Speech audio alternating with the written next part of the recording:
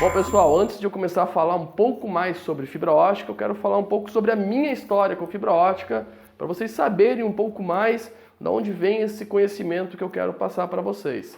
Então, a minha jornada começou em 1999, quando eu montei o meu primeiro computador. Eu fui contratado por uma empresa chamada Digitec, e naquela época, na verdade, o meu pai meio que me deserdou de casa. Meu pai é agricultor e ele queria que eu começasse a trabalhar com outras coisas, já que eu não gostava muito daquele ramo de agricultura, de mexer com terra. Eu sempre tive essa essência um pouco mais tecnológica. Então fui contratado por uma empresa chamada Digitec, numa cidade chamada Palmito, Santa Catarina, e era engraçado porque eu tinha apenas 12 anos de idade naquela época e eu andava de moto com o computador atrás da moto e saía instalar computador na casa das pessoas, né, da cidade. Então sempre quando eu chegava numa casa com 12 anos de idade, em cima de uma moto, com o computador embaixo do braço, o pessoal achava estranho, né? Pô, uma criança aqui vindo com o computador, e eu lembro que as pessoas falavam, olha só, essas crianças hoje em dia trabalham muito com esse negócio de tecnologia, esse negócio de computador, que ninguém sabia direito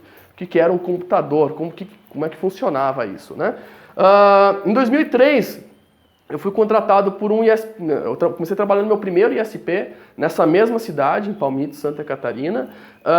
O nome do provedor é Futura SC, e foi muito importante, foi um desafio muito grande para mim, porque eu simplesmente não sabia o que era telecomunicações.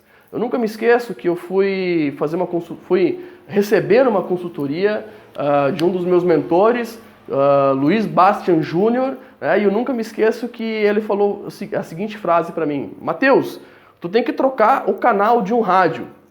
Bom, se você trabalha com fibra, com rádio, você sabe o que eu estou querendo dizer. Canal de rádio, né? Todo mundo que trabalha com rádio sabe o que é, mas naquela época eu não tinha nem ideia o que era um canal de um rádio. Daí eu falei para o Júnior, o que é o canal de um rádio? Quando que eu falei isso, ele olhou para mim e falou assim, ó, Matheus, tu não sabe o que é um canal de rádio, tu não pode trabalhar com um provedor de internet. Então eu voltei para casa, baixei a cabeça nos estudos, comecei a pegar tudo que tinha de informação. A internet não tinha muita informação naquela época e comecei a estudar mais sobre internet via rádio. Naquela época a gente não falava em fibra ótica ainda. E teve uma história bem interessante que eu tive que resolver um problema numa prefeitura e a prefeitura tinha um computador, um servidor Linux, né? E tinha que trocar o IP daquele servidor Linux. Então eu fiquei o dia inteiro estudando como é que fazia para trocar o IP do servidor Linux, isso lá em 2005, aí por aí, que eu não sabia o que era, e imprimi uma apostila grossa, né, umas 100 páginas de como faz para trocar o IP de um Linux. E quando que eu cheguei na prefeitura, eu tomei um baque, porque não era Linux que tinha lá, era OpenBSD. E o OpenBSD é totalmente diferente de Linux, então eu tive que ficar a madrugada inteira tentando ver como é que eu ia fazer para trocar aquele IP, né, para conseguir trocar os equipamentos. No final das contas, a gente conseguiu, né, 3, 4 horas da madrugada, a gente conseguiu fazer a internet da prefeitura funcionar. Né? Quem é ISP e está assistindo aqui sabe como a gente trata bem, né, esses clientes. Então, foi uma festa lá, aquela época, a gente conseguiu fazer funcionar. Foi rodada de pizza e cerveja para tudo que é lado, foi bem interessante. Mais adiante, eu fui contratado por um grande provedor da região, a MHNet Telecom, hoje é um dos maiores provedores de Santa Catarina, e lá em 2009, o Patrick da MHNet me falou o seguinte, Matheus, vem aqui, vamos trabalhar junto com a gente, construir uma rede de rádio na época, na cidade de Chapecó. Então eu fui trabalhar na MHNet, a gente começou a montar uma rede de rádio, e lá em 2010 a gente começou a falar de fibra ótica um pouco mais intensivo. Então em 2011 o Patrick da MHNet ele me convidou para iniciar um projeto novo, um projeto de fibra ótica. Foi um desafio gigante, porque a gente não tinha informações na internet sobre fibra ótica. A gente simplesmente pegou alguns equipamentos que tinha de fibra ótica, né, o que a gente achou no mercado que tinha de fibra ótica, e começamos a instalar esses equipamentos. Então eu lembro que eu ganhei uma OLT, um splitter e algumas ONUs. Se você não sabe o que é OLT, splitter e ONU, não se preocupe, esse treinamento a gente vai te mostrar isso. né? Mas eu ganhei esses equipamentos e eu parecia uma criança com um brinquedo novo na mesa, né? Eu fiquei o dia inteiro testando aquilo lá. E, por incrível que pareça, eu consegui fazer funcionar num tapa. A gente ligou os equipamentos e a gente já conseguiu fazer pingar, a gente já conseguiu fazer as informações passarem, né? Só que o que eu não sabia é que não era só aquilo, né? Eu simplesmente pensava, nossa, fibra ótica é muito fácil, se a gente conseguiu botar aqui na mesa esses equipamentos funcionar, botar na rua vai ser o de menos. E aí começou a nossa grande dor de cabeça. Naquela época, a gente saiu instalando fibra ótica e depois de um certo tempo a gente começou a botar cliente na base, cliente na base, cliente na base, e a gente começou a receber os primeiros feedbacks de que a internet não estava muito legal. E aí começou um desafio. Por quê? Até então, para mim, fibra ótica era algo infalível, ou funciona ou não funciona, né? Eu acreditava muito no mito da fibra ótica, que fibra ótica não dá problema, não existe meio termo na fibra ótica, né? Naquela época eu imaginava assim, nossa, o bom da fibra ótica é que ou ela funciona ou não funciona. Eu lembro que na TV estava começando algumas informações sobre TV digital e isso ajudou muito que esse mito aumentasse, né, falando sobre a fibra ótica, que ela funciona ou não funciona. Então, a gente passou por bastante problemas dentro da empresa para conseguir se estruturar e a gente conseguiu se estruturar de uma maneira melhor quando a gente começou a fazer treinamentos. Né? Eu comecei a fazer treinamentos em todo lugar do Brasil, fiz treinamento com o Ronaldo Couto, um dos maiores, para mim hoje, um dos melhores instrutores aí no Brasil.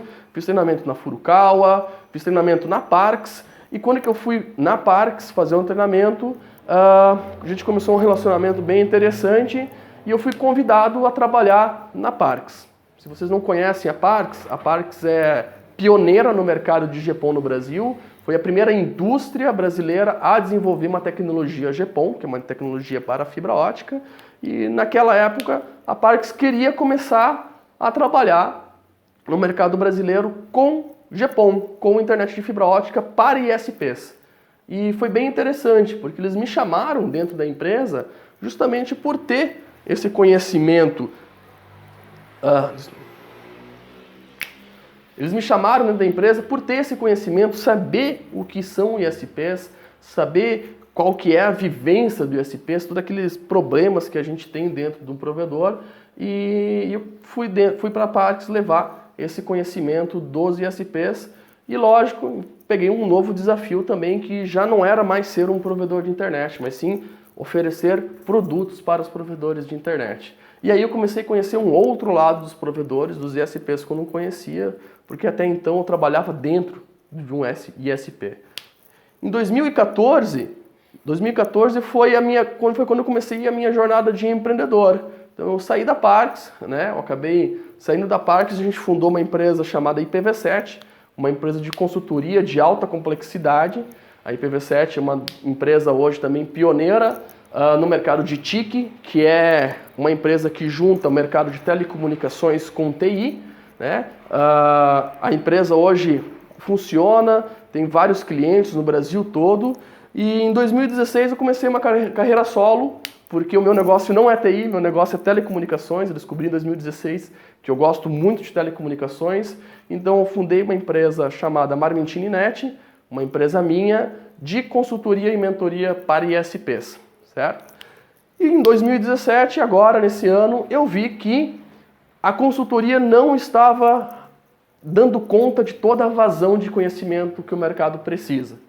Fibra ótica é um pouco mais complicado do que se parece. Fibra ótica não é tão simples como todo mundo acha que é. Fibra ótica não é mil maravilhas. Fibra ótica não é algo infalível.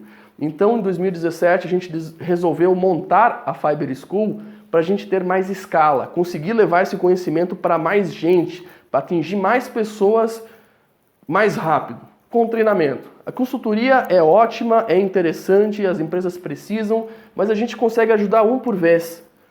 Só que aqui no Brasil a gente tem, eu acredito que no Brasil hoje a gente tenha mais de 15 mil ISPs, né, homologados na Anatel, a gente tem lá 4 mil e poucos, 3 mil provedores ativos, mas de verdade, né, os provedores, o pequeno provedor, aquele cara com 45 clientes, 200, 300, eu acredito que a gente chega próximo a 15 mil ISPs. Então, a gente montou a Fiber School, né? E a ideia é conseguir levar esse conhecimento para vocês. Então, o meu compromisso com você é pegar toda essa bagagem, todo esse conhecimento que eu tenho de ter trabalhado num provedor via rádio, de ter trabalhado num provedor de fibra ótica, de ter trabalhado numa empresa que fabrica tecnologia de fibra ótica, de ter fundado uma empresa de consultoria de alta complexidade, né, uma consultoria que consegue criar uma cidade digital inteirinha, compilar tudo isso em informação e em treinamento e levar para você que quer aprender um pouco mais sobre fibra ótica, para você que quer fazer diferença na sua cidade,